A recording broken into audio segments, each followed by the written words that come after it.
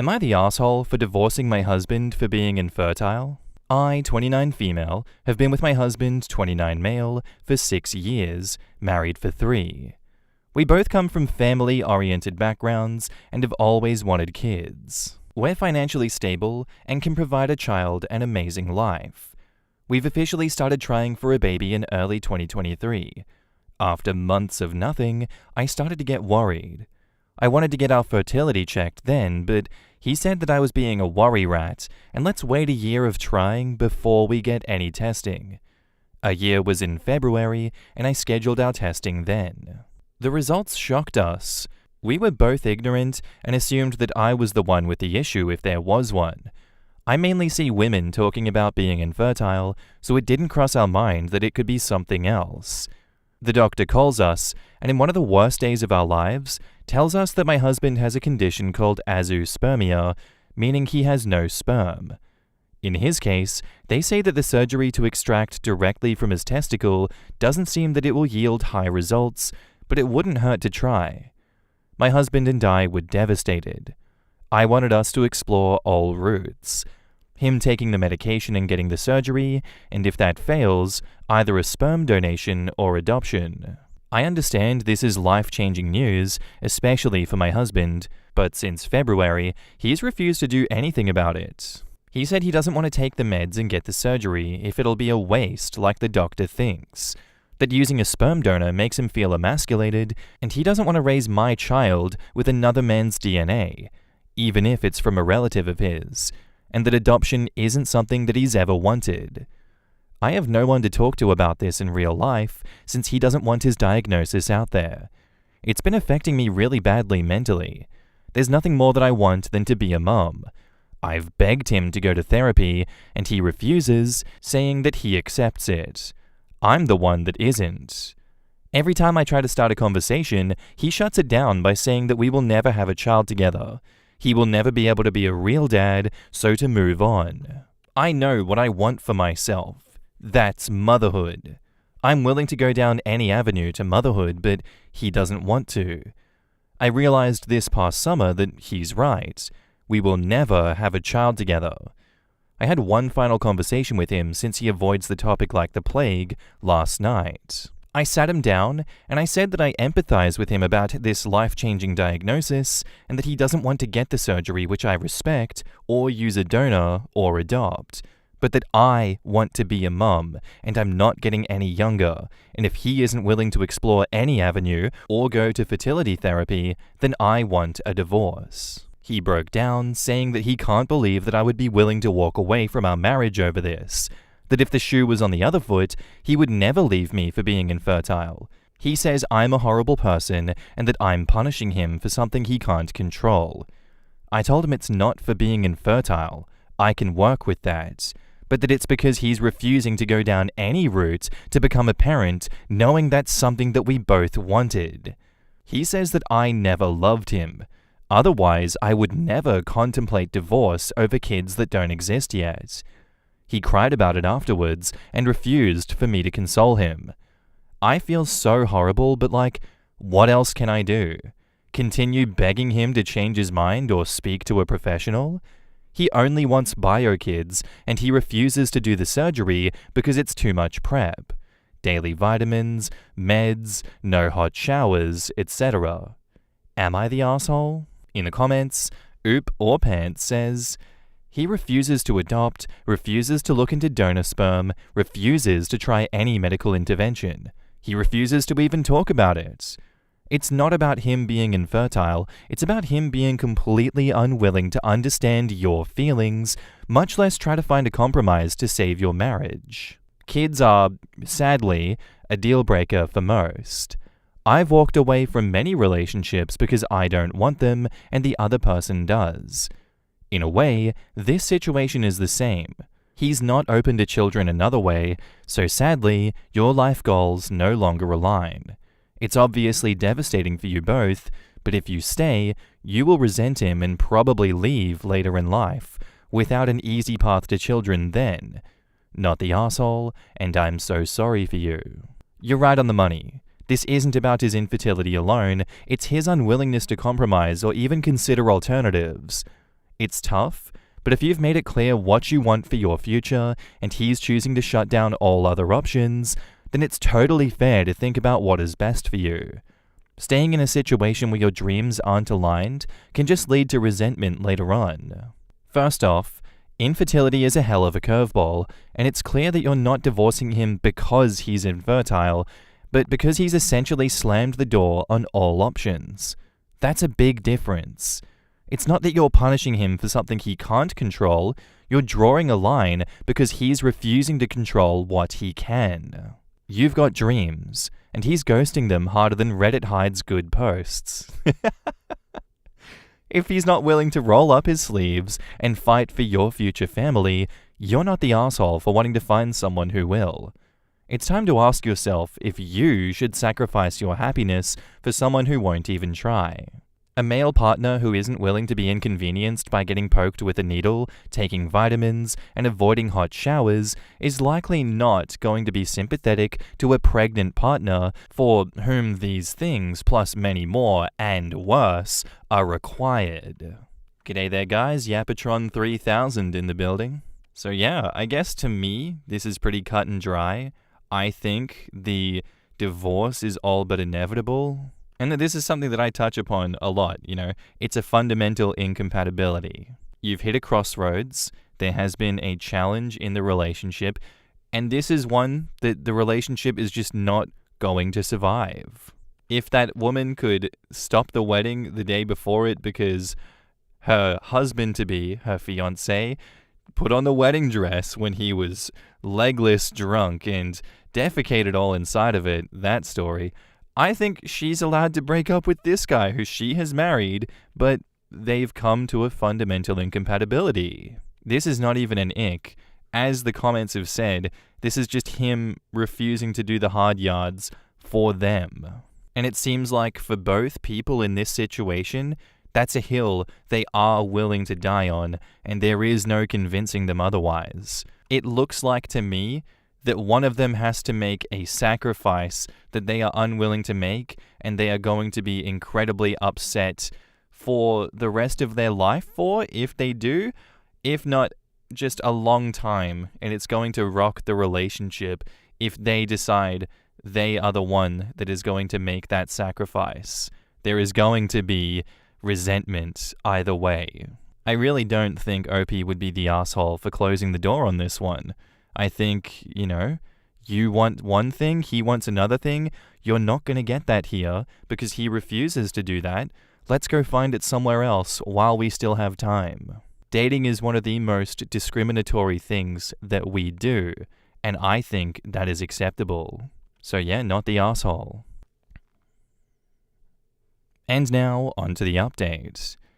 Hello everyone. I posted this last year, and I received so much amazing feedback that genuinely changed my life. Since no one in my personal life knew what was going on, being able to talk about it and get so much amazing advice was great. A lot of the people in the comments opened my eyes up to the possibility that he was refusing the surgery since that would be the final nail in the coffin, that if it failed, that would be the end, and that could be the reason that he was refusing to do anything. I took some time after posting that to do some self-reflection on the whole scenario and to go out the situation differently. We spoke about it extensively, and I told him about how I completely understand his fears in not wanting to do the surgery, but I really want us to try a fertility therapist, and we could just do one session. It didn't have to be a deep commitment. He agreed, and that therapy session went amazing.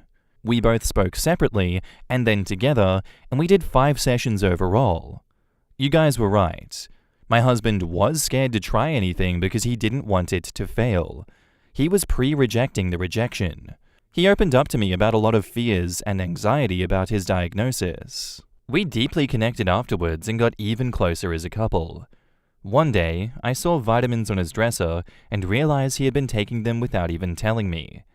I was so happy. We did another sperm analysis, and we saw 2 sperm. We were so happy. And then, to my complete and utter surprise, my husband forwards me an email. He scheduled a consultation for the microtease surgery in December. It went well, and he was approved for surgery this February. We went in with low expectations and to still be happy at the progress that he has made, but they were able to get 3 sperm. My husband and I were ecstatic and we couldn't stop crying. Everything went well at his 2-week checkup. Now we're in the process of IVF. I started taking medication to do my egg retrieval right after his surgery, and so far I have 12 eggs. Last month, we just found out that we have 2 embryos, both healthy, 1 boy and 1 girl. Our implantation date for our daughter was May 1st, and I tested positive a few days ago. We are so happy! I am so happy that we were able to get through this bump in the road. This has been amazing. I am so happy my husband's fear and my sadness to his fear was something that we were able to get over. We have both extensively apologized to each other, him for shutting down and wanting to give up, and me for not being more understanding to that life-changing news. Thank you guys again for all of the advice you gave me. In the comments, Albino Wombat says, "So many men are so resistant to testing, even as their wives and partners are going through extensive testing themselves. A friend of mine's husband did the same thing, refused to get tested for a year, insisted he was fine, and then of course he was the one with fertility issues.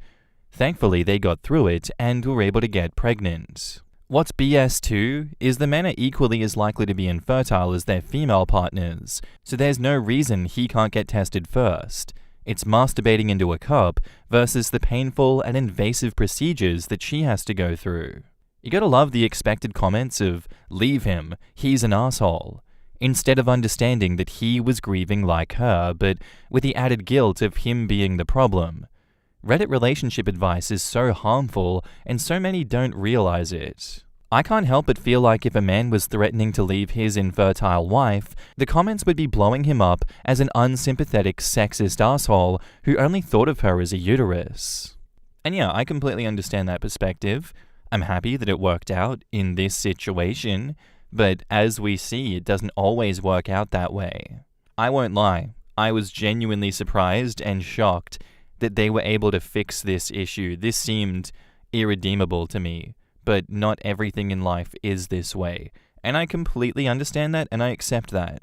Yes, some people on relationship advice subreddits can give abysmal advice. And yes, this comment from El Gosso can't help but feel like if a man was threatening to leave his infertile wife, everyone would come down on him.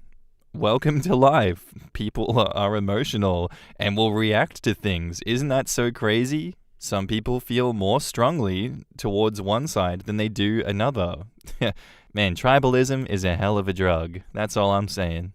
I am endlessly happy for OP and OP's husband that they were able to figure this one out, go through the storm together, and come out on the other side with a child, achieving what both wanted out of this situation. Best of luck to them going forward. This is an amazing story to start with. So thank you for that story, OP. Very much appreciated. Our next post is by user Narrow Estimate, and it's titled, "Am I the jerk for not letting my friend bring her dog to stay at my house while she visits? I'm 32, and I live in a quiet suburb with my partner and our 2 cats. We have a small house with a fenced backyard and a guest room, and we actually enjoy having people over from time to time. I work from home as a freelance writer, so I spend a lot of time in my space, and I'm kind of protective of my routine. My old college friend Kayla recently texted to say that she'd be in town for a week and wanted to hang out. I was genuinely excited, as it's been years since we've seen each other. But then she added that she'd be bringing her dog, Maple, a 90-pound golden retriever, and she hoped it would be cool to stay at my house instead of paying for a hotel or Airbnb. Her message was something like, 'You have a yard. It'll be perfect.' Here is where it gets complicated. I like dogs, but my cats absolutely do not. One of them is elderly and on medication, and both have had bad experiences with dogs before. The last time a friend brought a dog over for literally an hour, my older cat went into hiding for 2 days and stopped eating. It was a mess. On top of that, my partner has a mild dog allergy. It's not life-threatening, but after a couple of hours of exposure, he gets congested, itchy, and generally miserable. Hosting a dog for an entire week inside our home just isn't something that we can comfortably do. So, I explained all of this to Kayla as kindly as I could. I told her that I'd love to spend time with her, take her out for brunch, maybe go for a walk or have a day together somewhere dog-friendly. I even helped her look up a few pet-friendly Airbnbs nearby and offered to help cover the first night or two if cost was a problem. She didn't take it well. She said that I was being rigid and dramatic and that it's just a dog. And then she said that she thought that I'd be more understanding and implied that I was choosing my pets over people. Since then, she's basically ghosted me. A couple of mutual friends think that I did the right thing, but others say that I could have just made it work for a few days and that it's not that big of a deal. Now I feel torn. I honestly don't think I was being unreasonable, but part of me wonders if I should have just sucked it up for the sake of the friendship. So am I the jerk? In the comments, Commercial Loss 5042 says, "Isn't she choosing her pet over your partner's health and the health and stress of your pets? She needs to get a grip." A compromise would have been if she would have been okay with the dog staying outside for the entire week. But your partner's health always trumps a dog, and I'm a huge dog person. For your information, one of my sons has 2 golden retrievers, and they're one of the worst breeds to be around if you have dog allergies. Per my allergist, I've had to go through 3 years of allergy treatments before I could step foot in their house. A 90-pound golden retriever? No, no, and more no. It's one thing for people to expect you to put them up for a week to save money, no matter what the cost and inconvenience to you, but when they assume they can bring their animals, that's bullshit. Cats or no cats. I agree. It doesn't matter that you have cats, allergies, whatever. It's your house, and it's extremely rude and presumptuous of her to even suggest that she could bring her dog along. I think the other posters are right. She needed a place to stay for the week, and she is using you. I always love that the mutual friends will always chime in, but they themselves will never step up and actually offer their own homes. It'll be like, well, she came to you, so it's not a me problem. Oh yeah, but I have a wife and kids, so can't work at my place because we're already full, buster. And because of that, we're going to donate your time and your space because not our circus, not our monkeys, that's a you problem. I think if Kayla can't take no for an answer and Kayla can't find any other reasonable accommodation for the dog, then sorry, Kayla, sucks to suck, that's just life. You're going to get rejected, you're going to get told no. And if your response to rejection is ghosting someone that was willing to go out on a leg for you, take you in, and save you money if it was just you, then I don't know. You've kind of burnt that bridge, Kayla. You don't deserve to stay at OP's house. What can we say? It's not a jerk move for saying no and having reasonable boundaries in order to protect your health and to protect your cat's health. Anyone with 2 brain cells will tell you that that is perfectly acceptable. You're not a jerk and you're not an asshole for standing your ground on this. Those other friends that said you could have made it work for a few days and it's not that big of a deal, they're assholes for not understanding where you're coming from and why this is actually a big deal. And now, on to the update. So after Kayla ghosted me, I figured that was that. I sent her one more message just saying that I was still happy to see her if she was up for it, and that I hoped she understood that I wasn't trying to be mean or anything, just realistic. I didn't hear anything back. Then, 3 days into the week she said she'd be in town, I get a text completely out of the blue. "I'm outside. I hope the cats can deal with it for one night." I literally froze. Before I could even answer, she's knocking at the door with her suitcase and Maple, her dog. I opened it to talk and she just walked in.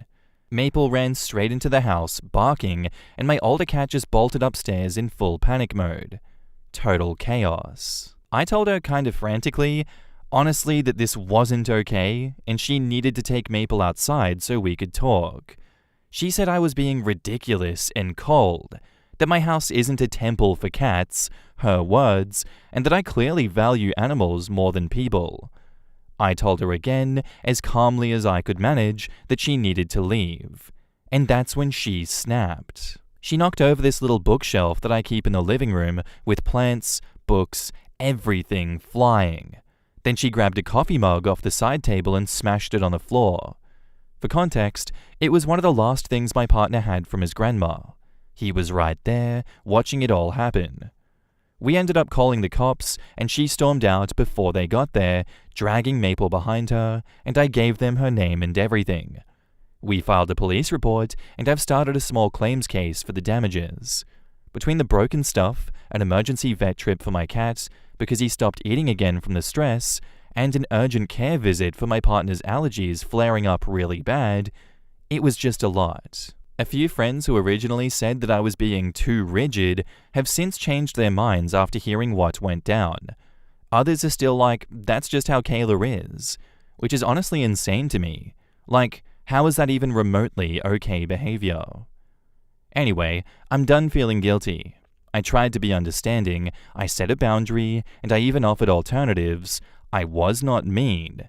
And she turned around and completely disrespected me, my home, and the people and animals that I care about. In the comments, not the jerk. And might I add, please consider adding a screened locked door to talk to people without granting them access to your home.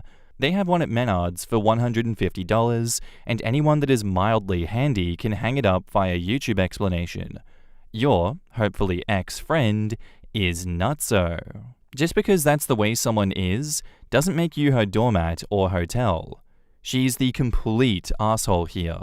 Nah, I'm glad you got the law involved. It's unacceptable enough to show up with her dog after all of the valid reasoning you gave her against it, though even if you hadn't had this, just not wanting someone else's pet in your home is a valid enough reason.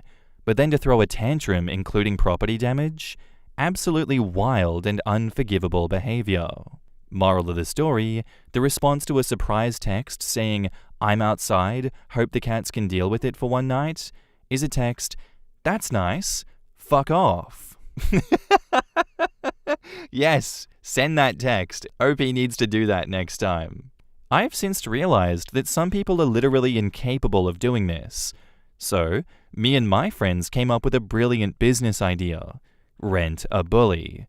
All the people pleasers in the world can rent one of us, a bully, to go menace the unhinged people in their lives. Hello, rent a bully? I'd like to hear your price structure. Honestly, that is a cute idea. Like, I can stick up for my kids or my friends, but not myself. There you go, guys. Free business idea. Rent a bully for when unhinged situations come across. You can't deal with it yourself, or your friends can't deal with it. The rent a bully is going to come step in and step on them. And not in a sexual way. Let's just make that clear. It is not in a sexual way, I promise. I did not say rent a dominatrix. The sticky beak in me really wants to know what Kayla was up to for those 3 days. And why she felt it necessary to take the dog with her on a trip like that? Like, to me, it's completely normal not to take your dog everywhere with you. Unfortunately, Mum doesn't get the memo, and she takes trousers with her everywhere, which, my dog, my Chihuahua, I love him to death, but he does not need to come with us to restaurants at night when we're having dinner. It's just not the go. It's not a vibe to have to sit outside and have everyone stare at you because you have your dog begging under the dinner table. It's just, oof. I have learnt many lessons through the antisocial behavior of others. That said, I will never be a Kayla. She has proven that there is genuinely something wrong with her brain. Because how do you arrive to that conclusion that, you know what, I didn't get what I wanted, I'm gonna do it the violent way. I'm gonna storm into their house and I'm gonna wreck everything. They're definitely gonna empathize with me after I trash their house. This is not unhinged. I'm definitely not an unhinged individual. I'm normal. Everyone else is the problem. Good luck with that, Kayla. You're gonna end up in jail with that mentality, buddy. At least then they'll feed and house you for free. I guess in some way. Regardless, happy to hear all is well now, OP. Sorry that happens to you. I hope you rent a bully in the future. Thank you for the story. Our next post is by a throwaway account, and it's titled, "Is it worth it to try to work things out with my boyfriend, who is jealous of my stepbrother? My boyfriend, 19 male, and I, 19 female, have been dating for just over a year. We're both in university and currently taking online classes due to the lockdown. When they announced the transition to online classes, I decided to move back to my mum's, about an hour and a half away. My town's a bit of a student town. There aren't many grocery delivery services, and I don't drive. I didn't want to rely on the reduced bus service. My boyfriend tried to convince me to move in with him, but I refused because I didn't like the idea of being an illegal tenant in a house with 4 guys and 1 bathroom. My boyfriend was not happy with this. Wait, what do you mean? That sounds like a dream situation. Who wouldn't love that? What? I've been back for 3 weeks and things have been tense, especially surrounding my stepbrother, 22 male. My mum remarried when I was 15 and she moved her new husband and his son in.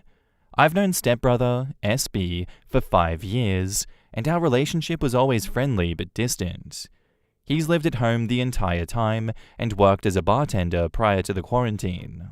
Ever since I moved back, boyfriend has been on my case about spending too much time with stepbrother. He gets really upset because we drive around aimlessly every day. I'm on a learner's permit, and stepbrother is basically helping me practice while the streets are empty, and the fact that we hang out and watch stuff together. The weather was nice this week, and stepbrother and I decided to eat our lunches in the backyard, picnic style. Boyfriend freaked out when he realized, accused me of going on quarantine dates behind his back. I didn't even tell him this. I guess he stalked my stepbrother's Instagram story, and it wasn't a date. We're going into week 5 of quarantine, bored out of our minds, and doing anything possible for a slight change of pace. Boyfriend called me yesterday and told me that he was unhappy, felt disrespected, and that I needed to make a change to keep the relationship. He told me that stepbrother and I are not like regular siblings. We didn't grow up together, and so he's afraid things will escalate between us. I think this is gross. Stepbrother is not someone that I would ever consider dating, and I'm certain that he feels the same. Boyfriend told me that I would need to stop hanging out with stepbrother and spend more time FaceTiming and texting. Currently, we FaceTime every day, minimum 1 hour, but he said his ideal would be 3 to 4 hours. That sounds like hell. Jesus. I think this is crazy, and part of me wants to tell him to shove it, but we had a great relationship before this, and another part of me wants to fight and save it. I know my boyfriend, and I'm fairly sure that he's acting like this because he's still upset that I didn't move in with him, but it's going on week 4, and I'm not sure how much more I can handle. What should I do? In the comments, Single War 5 says, "Dude, you're finally seeing who your boyfriend really is. He wanted you to live with him so he could monitor you." And OP says, "I didn't even consider this, but you may be right. When we've thought about this, he's alluded to feeling like the situation was out of his control." I would get out a piece of paper and make 2 lists. One is a list of what you need in an ideal relationship. This can also include a paragraph that you write in the present tense describing your relationship in the future with your spouse/partner. The second list should be a pros and cons list of your current relationship before quarantine. Now compare them. There is no question that being in quarantine is driving everyone nuts, and, not meaning to be indelicate, being away from you is probably driving him more nuts. He should find a way to take care of that. In terms of you, even before he went nuts, he wanted you with him in a situation that would have been extremely uncomfortable for you. It's okay for him to want that, but has he ever acknowledged how it would have been unsuitable for you? To live in a house with 4 men and 1 bathroom? Can he see that might have been selfish so that he could get his needs met? In terms of your relationship with your brother, he is your brother. It's not up to your boyfriend to jealously decide that he is not your real brother and then try to control how much time you spend with him. Maybe there's something about your stepbrother that makes him jealous. Maybe your boyfriend doesn't have any relationships with the opposite sex where he can just like and enjoy spending time with someone without it being ew. I sincerely hope that he doesn't have any sisters, and I wonder, when this is over, if he should still have a girlfriend. If you want to evaluate this later, then just tell your boyfriend that you're going to take a break from talking to him because he's not being reasonable and you're just trying to survive quarantine. You don't have the emotional energy or time to satisfy his irrational and jealous attempts to control you, which are insulting. OP replies, "Thank you for taking the time to write all of this out.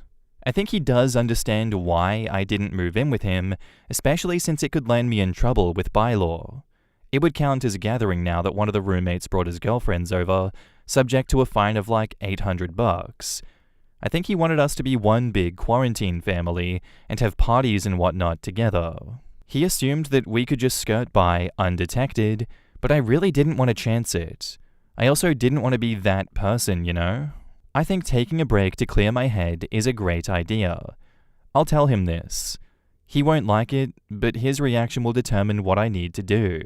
Fascination Street says, "Well, he made it easy for you to see that he's an immature person who is jealous and controlling. Yes, tell him to shove it because he will never shut up about this. He's going to be jealous of your stepbrother forever. Stepbrother isn't going anywhere, so imagine listening to this crap for years to come. No." And OP replies, "As stupid as this sounds, I didn't even consider the fact that he will always be like this. So far, the thing keeping me from ending it is the idea that quarantine is temporary and we will go back to normal when this is done. But you're right, there is no guarantee he won't be jealous after the fact." Ah man, bring us back, huh? What a fun time to live through. Guys, let's all do it again. Let's go back. Let's go relive the glory days of Pandemic 2.0. It's going to be so much fun to go over situations like this once again. I can't wait. I'm really looking forward to it. I don't know about you guys. But yeah, I agree with the commenters. If he's like this now, he's going to be like this when quarantine is over, when everyone's, coming back to a semblance of quote-unquote normal life. Everyone's acting as if we didn't split off into another timeline in 2012 after we dealt with Coney. But hey, that's a whole nother bag of worms. I don't think he's in his right mind if he doesn't realize how terrible his ideal version of quarantine parties is. And that's even before getting the law involved where they're going to come fine you and deal with the situation. Just living in that circumstance sounds like hell. 4 guys, one of them has their girlfriend, all sharing a bathroom? Hell nah. And then him being upset and attacking you for not seeing where he's coming from? Hell nah, no, not happening. You're insane in the membrane. There's just no way that that is a fun environment to be in. I don't want to be crammed in like sardines with everyone else, and who knows what all of them are going to be going through. You can't guarantee that they're always going to have good days and that there's never going to be people stealing from me, arguments, screaming, fights. Oh my god, no. I'm living through that personal hell in my head. Keep it away from me, OP. I don't know. Talk to him some more. Get through to that man and be like, your ideals, your idea of a good time is all topsy-turvy, and you need to just think about it some more, because I'm not agreeing to any of that. And now, onto the update. After I posted, I took some time to read the comments and form a plan. I texted boyfriend, telling him essentially that I need a bit of space to take a breather and to reevaluate. I made it clear that I didn't want to break up, but felt like I was always being monitored, and I wanted to make a game plan to have healthy communication through this pandemic. He called me, super upset, and accused me of choosing stepbrother over him. I told him that it wasn't about stepbrother. It's not like I chose stepbrother. He's literally just someone I get along with, who I can hang out with during the pandemic. I explained to him that it was not like I was spending every waking moment with him. I do my homework in the morning, we hang out in the afternoon, and my evening time is divided between the 4 of us. Mum, stepdad, stepbrother, and FaceTiming boyfriend. Boyfriend then accused me of doing special boyfriend activities with stepbrother. He told me that it was always his dream to teach me to drive. He doesn't even have his permit, so am I supposed to wait around for him to get it? Also, apparently me teaching stepbrother how to bake bread?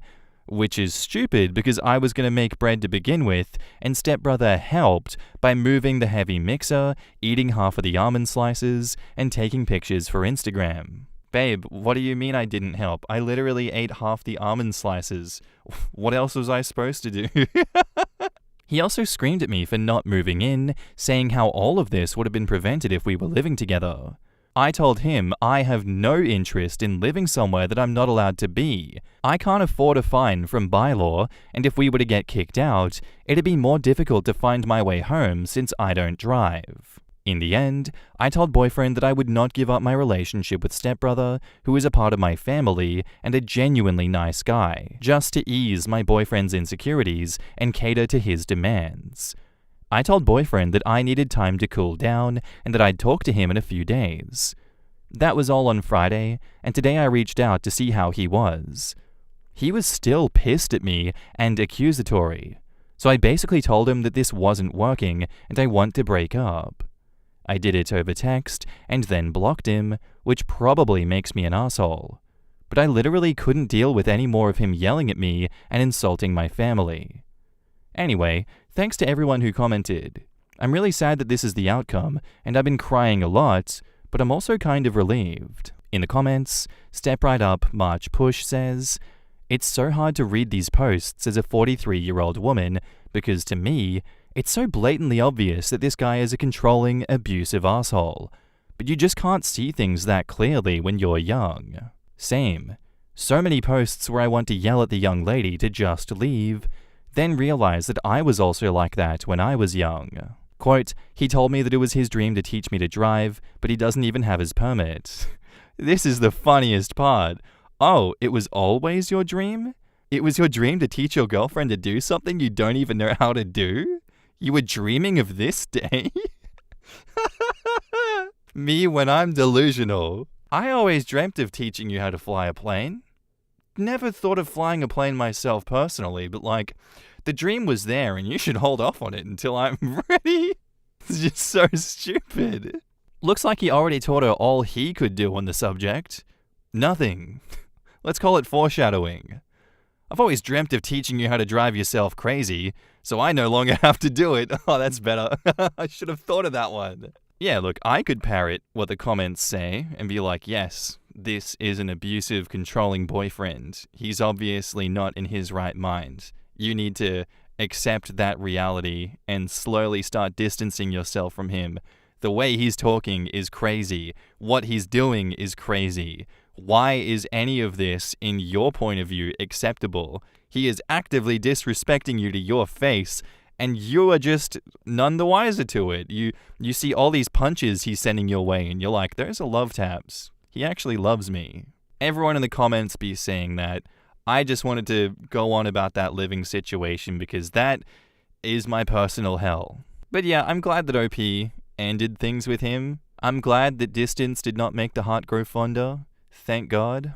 Thank you for the story, OP. That was a very nice cautionary tale of what not to do if we go back in time 5 years and have to live it all over again. So thank you.